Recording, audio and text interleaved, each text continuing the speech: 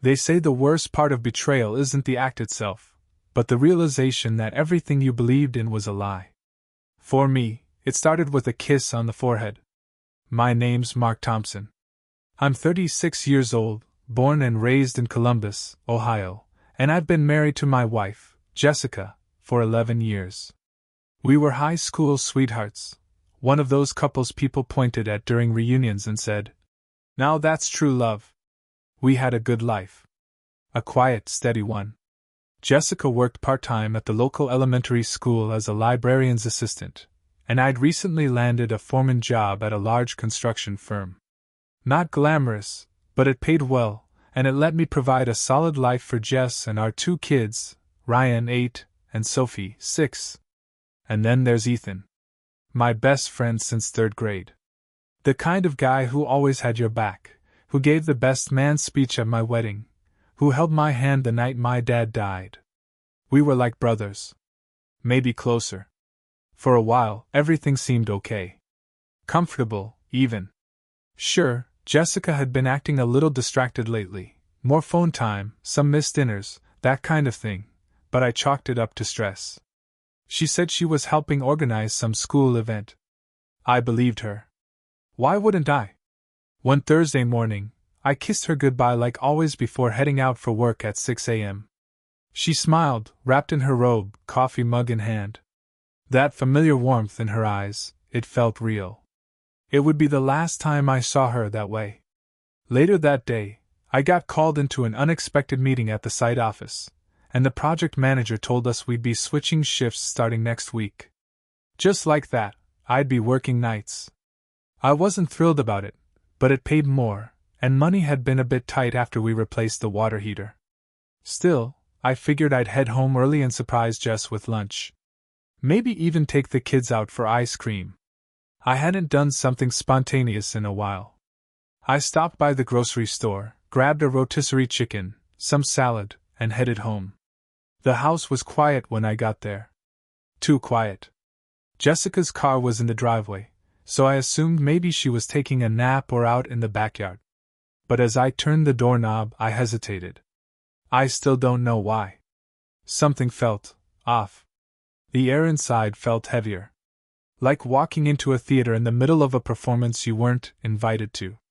I placed the bag on the kitchen counter and noticed 2 coffee mugs in the sink. One with lipstick, hers, and one with a faint smudge of something I couldn't quite place. Cologne hung in the air. Not mine. That's when I heard it. A laugh. Not hers. Male. Coming from upstairs. I froze. It wasn't the kind of laugh you share over a joke or a memory. It was low, intimate. A sound that shouldn't be in my home at 11:45 a.m. on a Thursday. And then, like something out of a slow-motion dream, I heard her voice. Soft. Breathless. I don't remember climbing the stairs. I just remember standing outside our bedroom door, my heart pounding so hard I thought it would shatter my ribs. It was open just a crack. Enough to see movement. Enough to hear what I'll never be able to unhear. I stepped back before they could see me. Down the stairs. Out the front door. I don't even remember getting back into my truck. I drove around for hours, hands shaking, mind racing. And then it hit me. That voice. That goddamn voice. It wasn't just any man up there. It was Ethan. My best friend. The man I trusted with my life. The man who once told me, if anyone ever hurt you, I'd bury them myself. Turns out, he was the one digging the hole. I didn't go home that night. Didn't answer Jessica's texts, didn't return Ethan's calls. I didn't even tell anyone I'd found them. I needed space, time, something, anything, to make sense of what I saw. I parked at the edge of a Walmart lot on the far side of town, cracked the windows, and just sat there. The truth settled in slowly, like poison in the bloodstream. Jessica and Ethan. It didn't even seem real at first. For hours I convinced myself maybe I'd misheard it. Maybe it was someone else. Maybe I'd seen wrong. But no matter how many maybes I stacked up, none of them stood against what I knew deep down. That laugh was his. And her voice? I would have recognized it in a hurricane. I didn't sleep. I couldn't. My mind replayed everything from the last few months in brutal, unforgiving detail. The way Jess started locking her phone. The times Ethan canceled our guys' nights at the last minute. Too tired, long day, next time, bro. The way she suddenly had school events every other Thursday afternoon, the same days Ethan had started working remotely. I'd missed it all.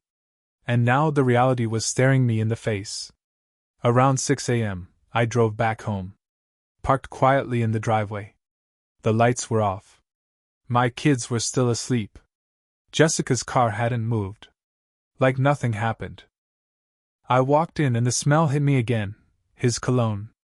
Faint now, like a ghost. The bag of groceries I dropped the day before still sat on the counter, untouched. Jessica was in the kitchen. Hair tied back. Robe on. Making pancakes. Like she wasn't a goddamn stranger. Hey, she said, turning to me. I didn't hear you come in last night. Everything okay? That moment, something inside me cracked. I studied her face. She was good. Real good. Not a flicker of guilt. I nodded.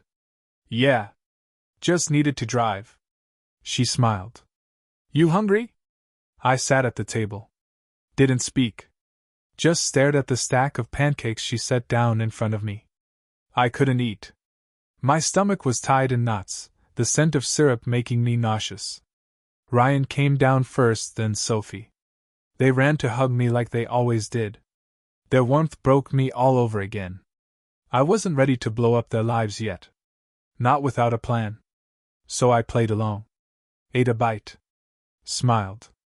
Nodded. But every glance Jessica gave me made my skin crawl. That afternoon, I drove to Ethan's place. I didn't knock. Just sat in my truck down the block and waited. He pulled into his driveway around 4. Alone. No Jessica. I gave it 5 minutes before getting out. When he saw me walking up, he grinned, like we were still best friends. Mark, man! Long time. What's up? I stopped 10 feet away. His face changed instantly. I didn't say anything for a full 10 seconds. Then, how long? He blinked. What? How long, Ethan? His jaw tightened. I don't know what you. Don't bullshit me.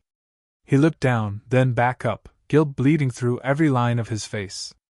5 months. The words hit like a brick to the chest. 5 months. He rubbed the back of his neck, then said something I'll never forget. It wasn't supposed to happen, man. It just did.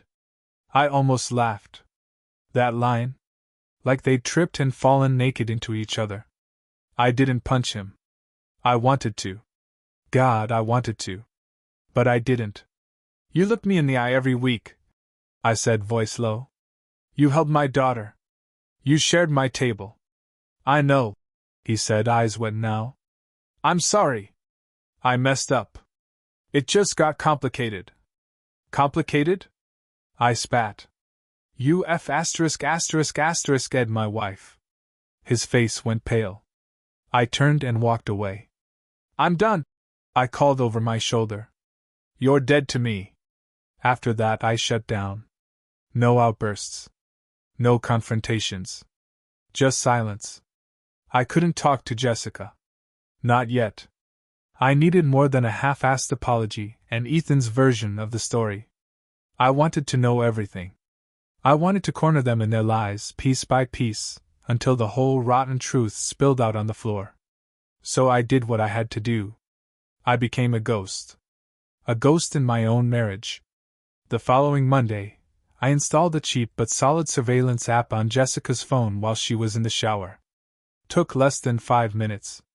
She never locked it around me anymore. What did she have to hide from a man she thought was still clueless? That same day, I bought a second phone. Burner. Clean slate. Connected it to the app. By Tuesday afternoon, I was reading every message she sent. And that's when the real unraveling began. Their texts weren't just flirty. They were filthy. Erotic. Full of private jokes, intimate references, even plans for their next lunch date, which I now knew was code for meeting at a hotel off I-270. They even had a nickname for me. Big Red.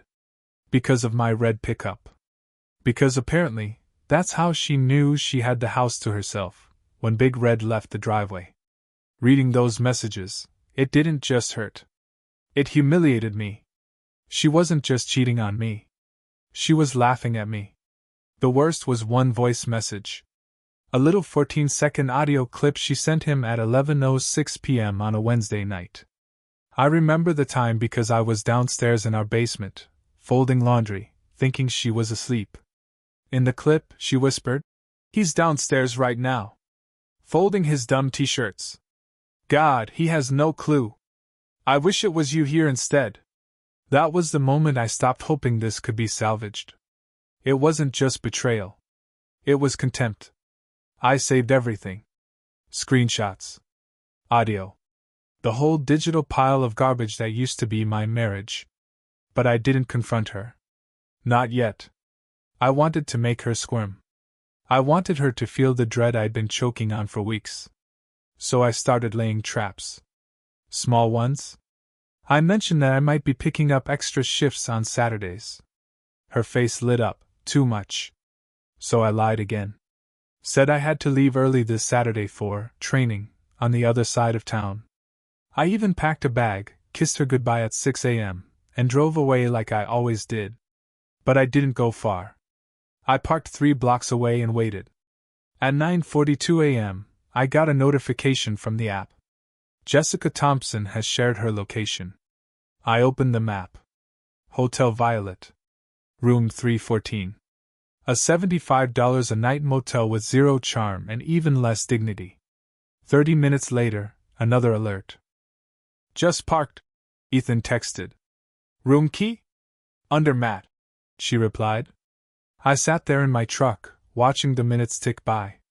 Letting the fire in my chest burn clean and bright. At 10:17, I opened the burner phone and took a deep breath. Then I sent him the photo.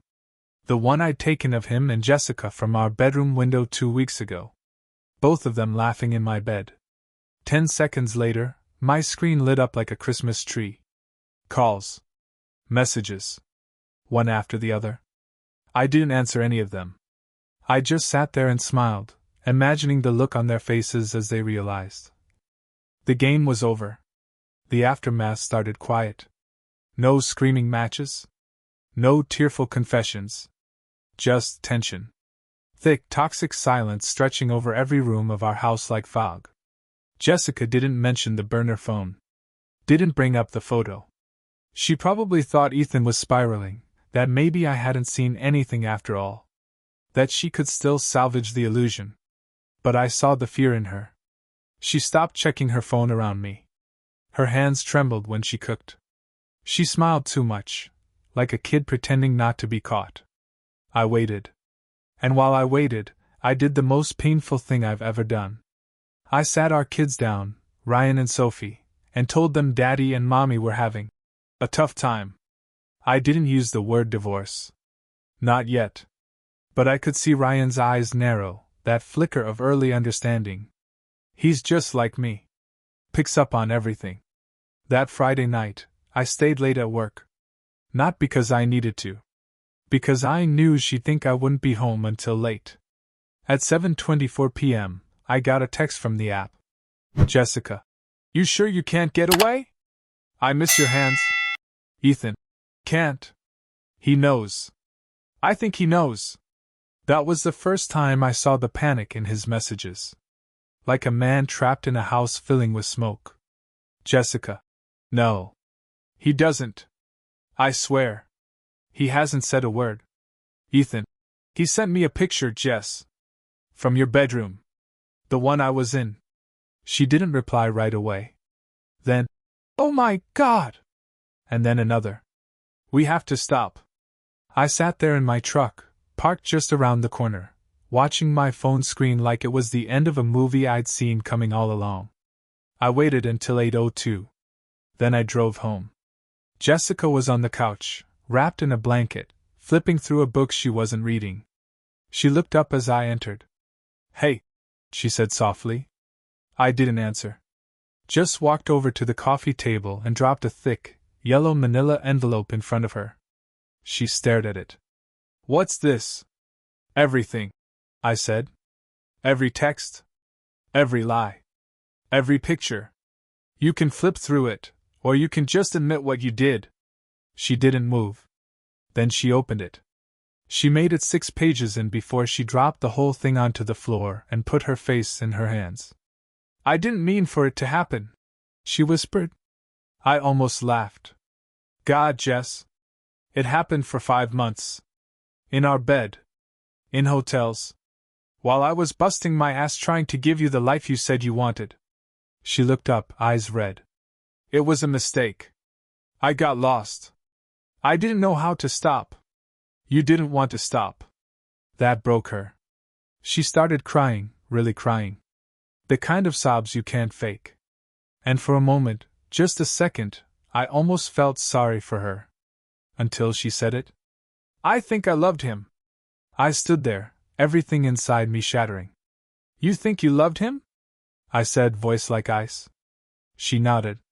"But I love you too," she added quickly. "I never stopped loving you." That's when I knew she didn't get it.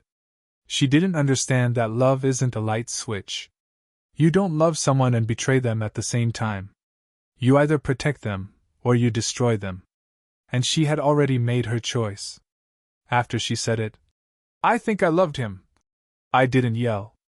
I didn't throw anything. I didn't even cry. I just walked upstairs. Sat on the edge of the bed we once shared. The same bed where she brought him. And I stared at the floor like it might offer me a reason, a way out, something that made sense. I didn't sleep that night. Neither did she.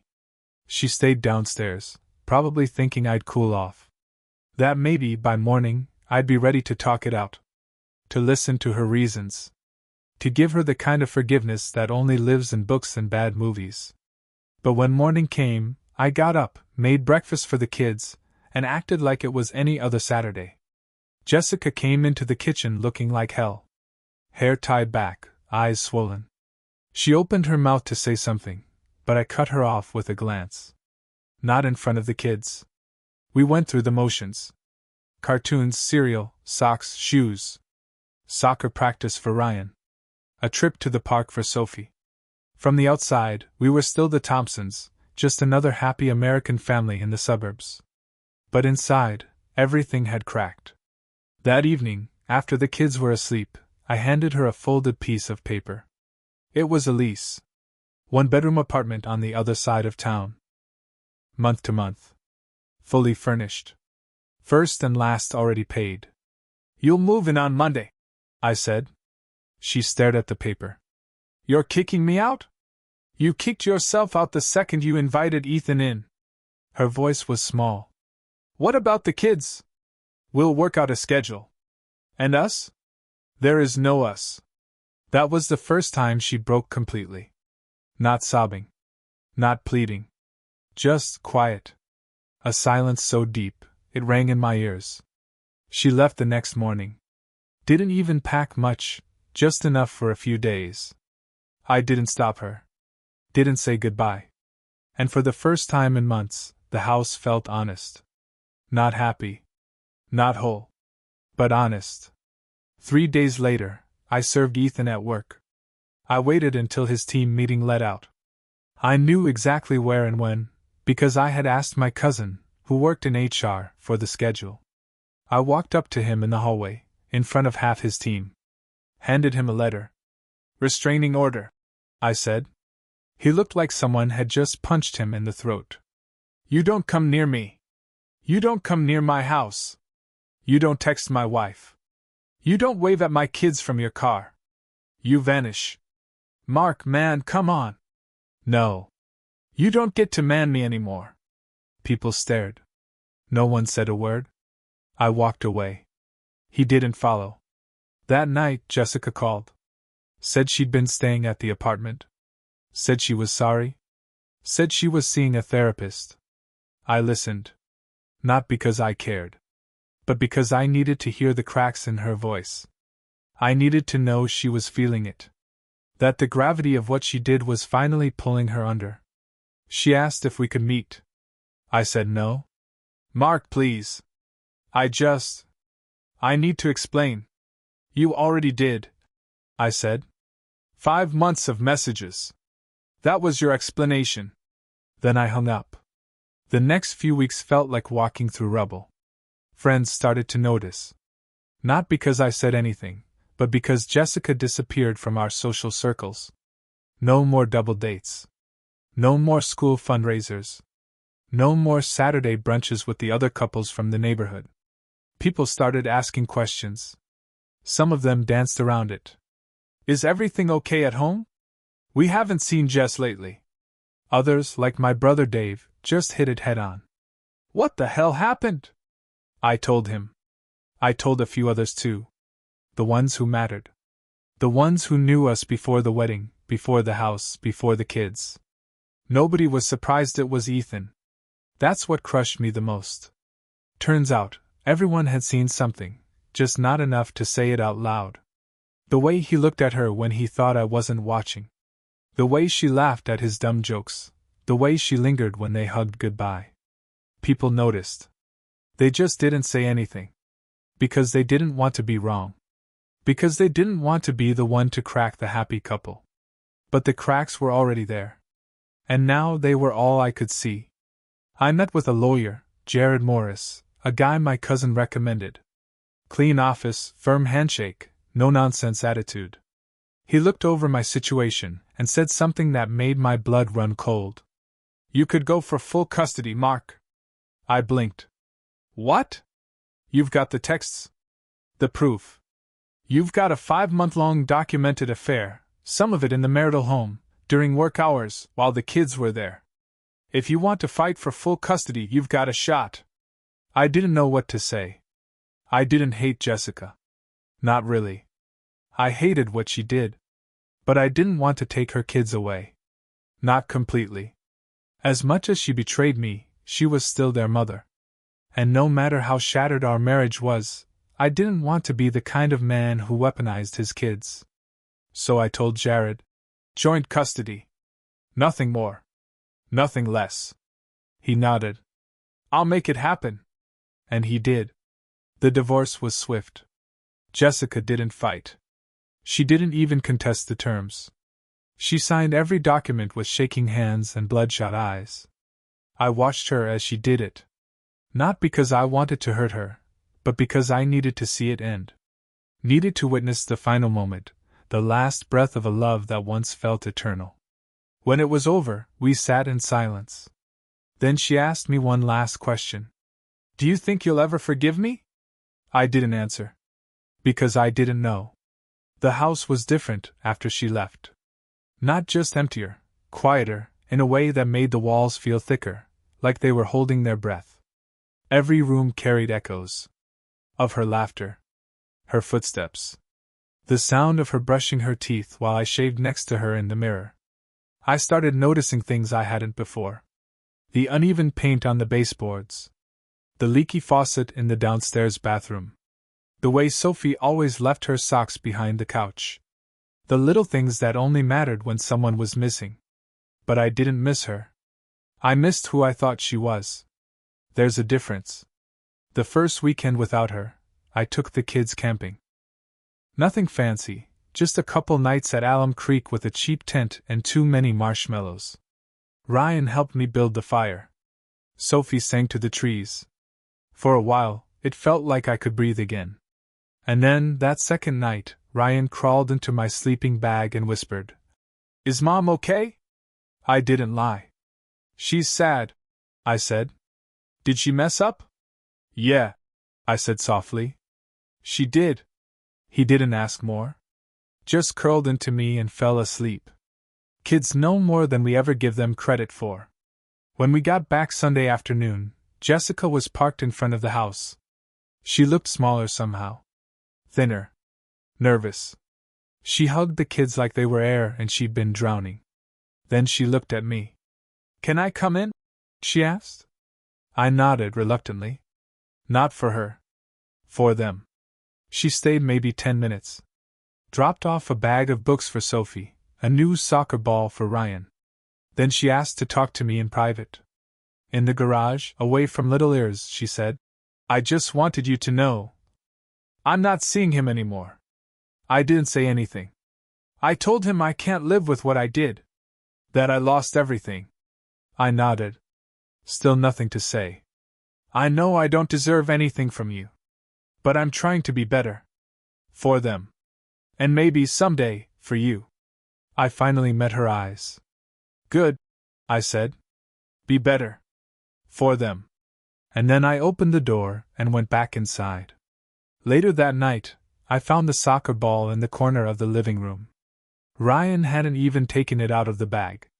He'd seen more than I realized. 3 months after the divorce was finalized, I ran into Ethan at the grocery store. Of all places.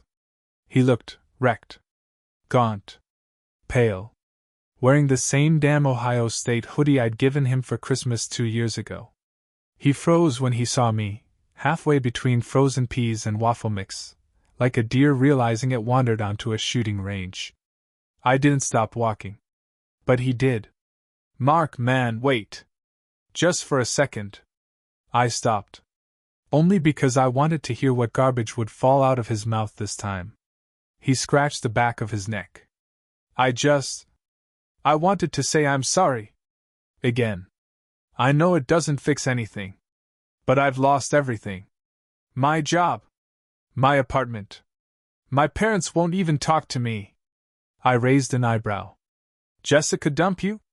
He blinked. Then gave a bitter laugh. "Didn't have to. I left. Told her I couldn't look at her without seeing what I did to you." There was silence. Then I said, "You didn't do it to me. You did it because of you." He nodded, like that hurt more than anything else. I walked away without another word. And that was the last time I saw him. Jessica, though, she didn't fade away. She rebuilt, slowly. Got a different job at a local library. Started wearing her hair different. Volunteered at the kids' school again. She never asked for me back. Never begged. I think she finally understood what she'd broken. And I'll give her this, she became a damn good co-parent. She never spoke badly about me. Never made drop-offs harder than they had to be. She showed up. For them, at least. One rainy Thursday afternoon, I got an envelope in the mail. No return address. Inside was a photograph. It was of our old backyard. Jessica had taken it, obviously. It was framed around the treehouse I built for Ryan's 7th birthday, the one Ethan helped me finish over beers and jokes. The treehouse stood empty. At the bottom of the photo was a note. "I hope, one day, you fill it again. With joy. With trust. With someone who deserves it." There was no name. Just her handwriting. I stared at it for a long time. And then I did something unexpected. I smiled. Because for the first time since that awful Thursday morning, I felt light. Not whole. Not fixed. But lighter. That weekend, I started gutting the master bedroom. New paint. New dresser. New bed. I even tore out the old carpet, the one she and Ethan defiled, and replaced it with hardwood. I reclaimed my space. Piece by piece, I took back what I had lost. I didn't burn the photo she sent. I didn't rip it up. I put it in a drawer, next to the envelope filled with her texts to Ethan. A reminder. Not of pain, but of what I came through. People say healing comes with time. They're wrong. Healing comes with truth. With the long, slow process of learning how to live in a world that turned its back on you, and still choosing to stand. I don't know if I'll fall in love again. But I know this. I'll never love blind again. Not after her. Not after him. Not after I finally found peace in the ruins of the life they tried to steal from me. The house is quiet now. But it's honest. And sometimes, honesty is the only foundation worth rebuilding on.